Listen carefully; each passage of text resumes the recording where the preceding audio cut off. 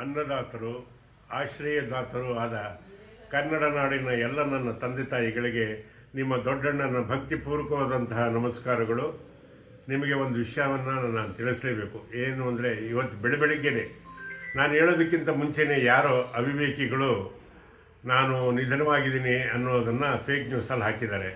ಅದು ಶುದ್ಧ ಸುಳ್ಳು, ಶುದ್ಧ ಸುಳ್ಳು, ಶುದ್ಧ ಸುಳ್ಳು. ನಾನು ಆರೋಗ್ಯವಾಗಿದ್ದೀನಿ, ನೆಮ್ಮದಿಯಾಗಿದ್ದೀನಿ. ಹಾಗಾಗಿ ಈ ವಿಷಯನ ತಮಗೆಲ್ಲ ತಿಳಿಸ್ಬೇಕು. ನನಗೆ ಬೆಳಗ್ಗೆಯಿಂದ ಮುಖ ತೊಳ್ಕೊಳ್ಳೋದಕ್ಕೂ ಬಿಡ್ತಾಯಿಲ್ಲ.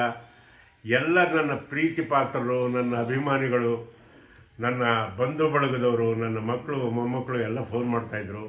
ಅದಕ್ಕೋಸ್ಕರ ಈ ವಿಡಿಯೋ ಮಾಡಿ ನಿಮ್ಗೆ ಆಗ್ತಾಯಿದ್ದೀನಿ. ನಾನು ಆರೋಗ್ಯವಾಗಿದ್ದೀನಿ. ಎಲ್ಲಿವರೆಗೂ ನಿಮ್ಮ ಆಶೀರ್ವಾದ ಚೆನ್ನಾಗಿರುತ್ತೋ ನಾನು 100 ಕಾಲ ಚೆನ್ನಾಗಿರ್ತೀನಿ ಅನ್ನೋದೇ ನನ್ನ ನಂಬಿಕೆ. ನನ್ನ ಮೇಲೆ ಈ ರೀತಿ ಪ್ರೀತಿ ವಿಶ್ವಾಸ ಇಟ್ಟಿದ್ದಕ್ಕೆ ಎಲ್ಲರಿಗೂ ವಂದನೆ. ಆ ಕಿಡಿಗೇಡಿಗಳನ್ನಂತೂ ಬಿಡಲ್ಲ, ಬೆನ್ನತ್ತಿ ಅವರಿಗೆ ಒಂದು ಪನಿಷ್ಮೆಂಟ್ ಮಾಡಿಸ್ತೀನಿ. ನಮಸ್ಕಾರ.